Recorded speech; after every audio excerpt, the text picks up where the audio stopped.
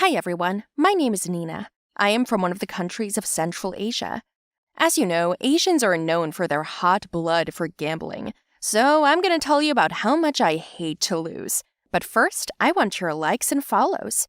So, what does losing mean? My mom used to say that losing is half effort and half luck. Personally, I don't agree with that. If there's a loser, then there is a winner. If you're not the winner, then you're a loser.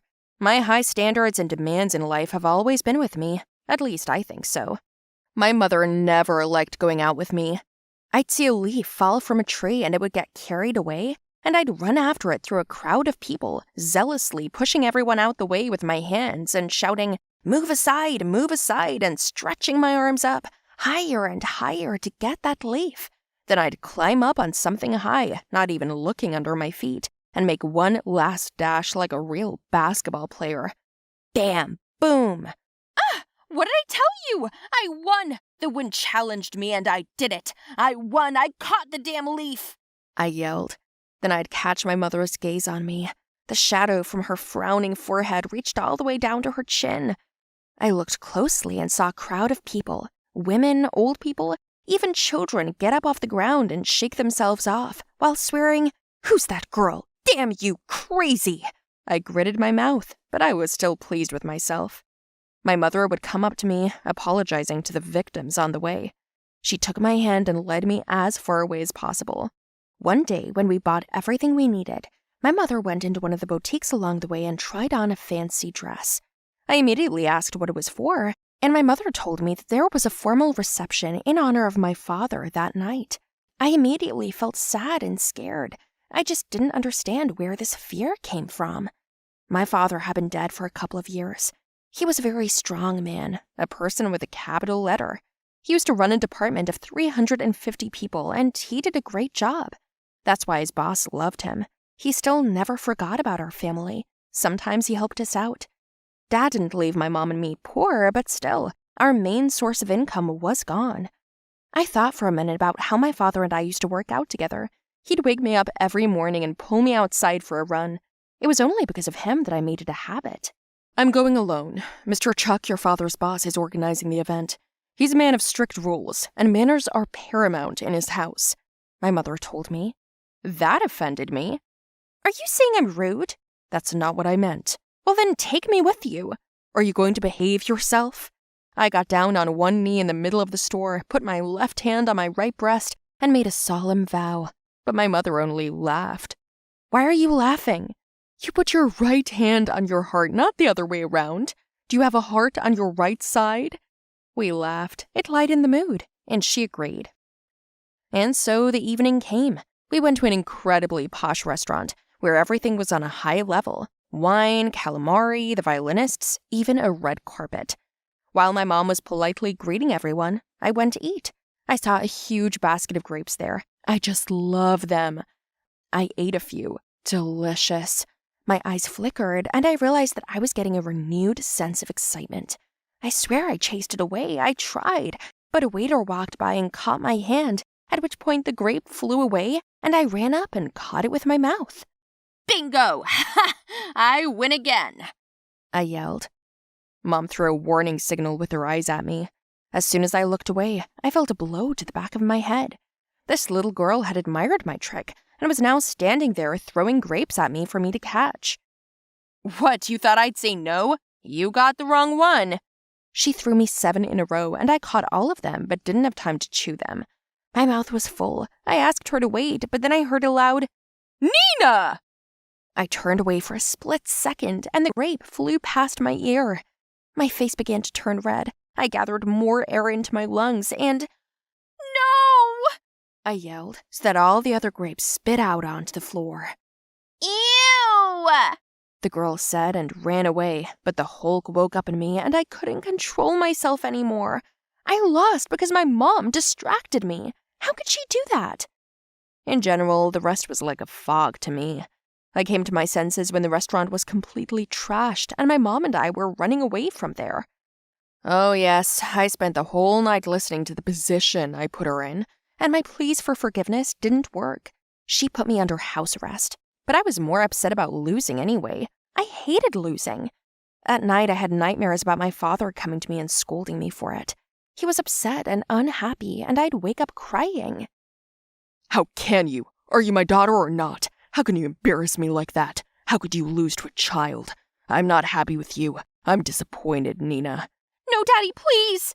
I screamed as I opened my eyes, but it was just me in my room. I was getting depressed. Before, my mother wouldn't let me out of the house, but now she couldn't kick me out. She tried her best to talk me out of it, even suggesting that I race her to the next street, but that didn't work. I felt like a piece of, you know what I mean. I was a jerk and a loser. Meanwhile, my mom kept coming up with something new and eventually kicked me out to the store for eggs and milk. I lazily walked out of the house, and in the market, I met Mr. Chuck. Oh, I'm sorry about the other day. It's okay, don't worry about it. I can see the fatherly upbringing in you. Thank you, but unfortunately, I'm nothing like him. Yes, you are. He never lost. He never lost to anyone, unlike me. It sounds like you're criticizing yourself too much. It's true. My dad was a winner in life, and I'm a loser. Well, sweetheart, let's go for a walk. Mr. Chuck was talking about the weather. I was just walking along, dragging my eggs and milk behind me. He offered to help me, picked up the bag, and bent over. My eggs fell out and broke. Every single one of them. Ooh, what a shame. Did I lose to the laws of physics? What? What are you talking about? You busted my balls. My mom's gonna kill me. Well, isn't that right? The Earth challenged me and I lost. So now I'm a loser, and I'm a nobody. What's the big deal? Eggs fell because you bent over. That's what I'm saying, Nina. I didn't know what he was talking about, but Mr. Chuck elaborated. He said that the world is too full of exaggeration, both those who are lucky and those who aren't. Just then, a grandmother fell down on the ground in front of us. She lost consciousness. I called an ambulance and we ran up to her. The ambulance came quickly, and they gave her a heart massage. She had a heart attack, and after about 15 minutes, they realized they couldn't save her. I felt sorry for her. I cried, and Mr. Chuck asked, Say, Nina, these doctors, they couldn't save the old lady. Are they losers? They lost to death itself. And I was like, no, they tried. They're not deities, they're doctors. They didn't save her life, but they've saved dozens of others. And Mr. Chuck smiled and said, That's right, Nina, that's right. And then we sat down right by a flower bed on the ground, and he pulled out his tablet and showed me old videos. What? Is that my dad? There are moments from videos where he had projects falling apart, big contracts falling apart, moments of personal loss. I get it, he was raising you as a leader. He just wanted you to be stronger than him, but he never thought you were a loser. Look in his office. There are pictures of you all over the place. Awards, achievements, diplomas. It's all over his office. He wanted to look like a hero in your eyes, not a tyrant, Nina. My tears were flowing. Did my father believe in me that much? I always thought he hated me because I was a loser. In my mind, I recalled our morning walks. Get up, come on, run. Wider legs, higher knees. Posture, breathe right. Are you a fighter or what? Nina, are you a fighter or what? Yes, Father, I am a fighter. I am a fighter. I screamed in tears and kept running with a terrible cramp in my legs. After his death, I lived with a great weight in my heart, the weight of letting him down. He died suddenly, and I didn't even have a chance to say goodbye. My discussion with Mr. Chuck cleared things up. I went home and cried on my mother's shoulder. I was relieved. I was so relieved, less desperate. I now clearly understood the line between can and I don't need to. My name is Jenny. I'm the ugly girl in the class. And if someone thinks that I'm exaggerating, that I'm making a mistake, then they're wrong. My face is completely disfigured. It is covered with scars, and these painful memories will remain with me forever. But now I will tell you all about it, about how I became the winner of a beauty contest against all odds. Look who's here, Jenny, Jenny, Jenny. Come on, honey. How can hair hide such a squalor? It's just that you are unlucky in life. Nora and her guards, get to your places now. Do not sit on the tables, said the teacher. This girl, Nora, is my classmate. She's beautiful, rich, and loves to bully people like me. I didn't always look like this. I was born normal, but just a few years ago, there was a tragedy. Our house caught on fire, my room was blocked, and I couldn't get out. The fire spread quickly from room to room, and I could have jumped down to the tree under the window, but I heard Molly, my little sister, screaming. As I reached her through the flames, my face got burnt. I received a large percentage of burns on my face and hands, and after a lot of time, effort, and money spent on rehabilitation, recovery, and cosmetics, I still look nothing like before. My friend Katie came up to me then. "Hey Jen, can we go to lunch?" "Okay, come on, we'll just eat on the roof." "All right, friend. I'm really sorry that Nora was bothering you again. Damn, if I'd been in that class, I wouldn't have kept my mouth shut. My fists have been itching to give her a good one for a long time." I laughed. "Then it's a good thing you had another lesson." "Thank you, I know you always stick up for me. But you know, today I really thought about it. I'm a freak. Who's going to look at me now? Nora's right after all. I'm not pretty, and I never will be."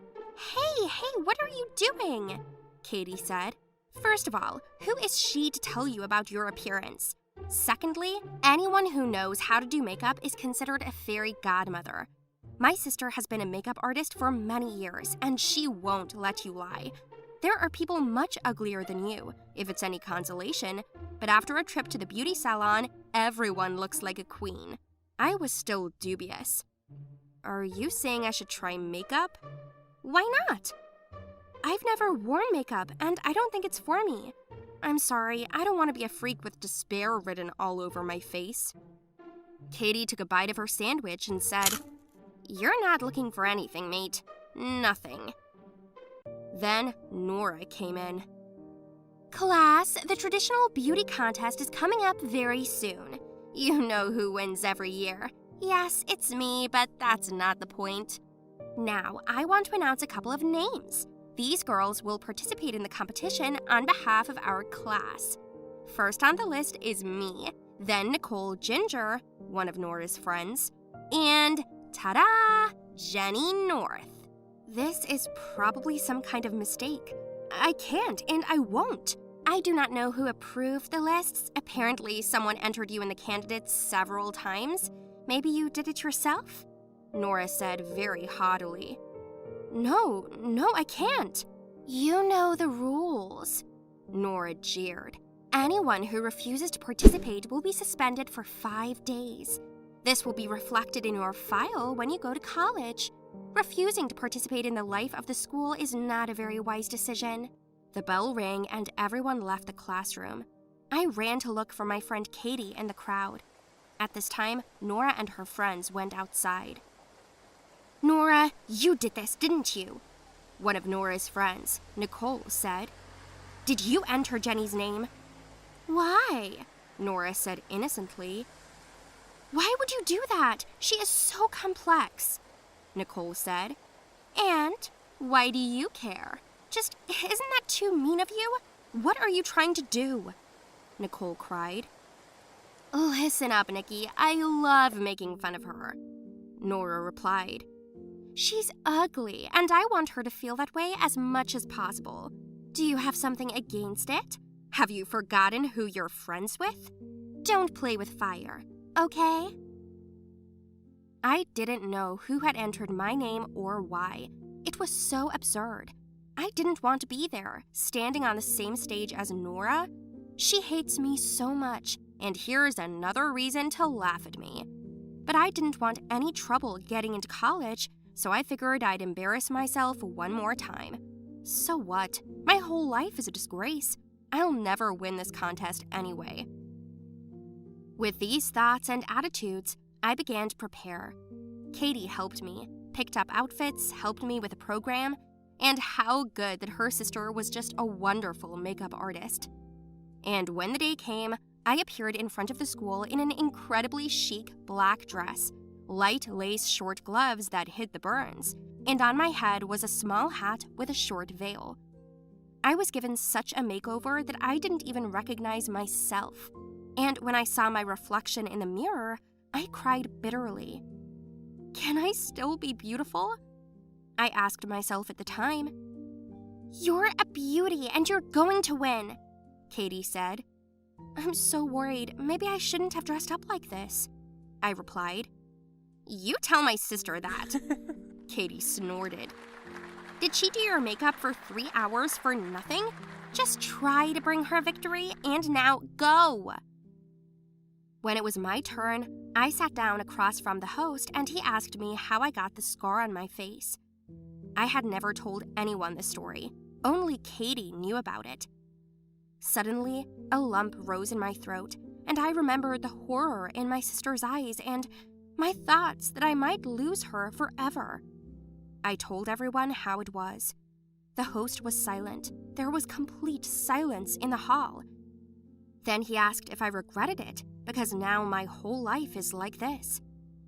Beauty is a relative concept, I said. Just yesterday I was hiding in the corridors, and now I'm participating in a beauty contest. I can't win it, I know, and I didn't mean to. And at that moment, I knew for sure that I had to save my little sister, whatever it took, I said, and everyone in the hall applauded. A few minutes later, the results of the voting were announced, the jury and the audience. The host came on stage, and after 2 agonizing minutes, he announced, Jenny. My mouth and eyes widened in surprise. It can't be. What? It can't be, Nora yelled. Katie hugged me and kissed me, and then kicked me out onto the stage. It was the happiest day of my life. I realized then that inner beauty also plays a big role. Without it, I definitely would not have won. Tell me guys, did you like my story? Write your opinion about it in the comments below the video. Do not forget to like it, share it with your friends, and subscribe to the channel.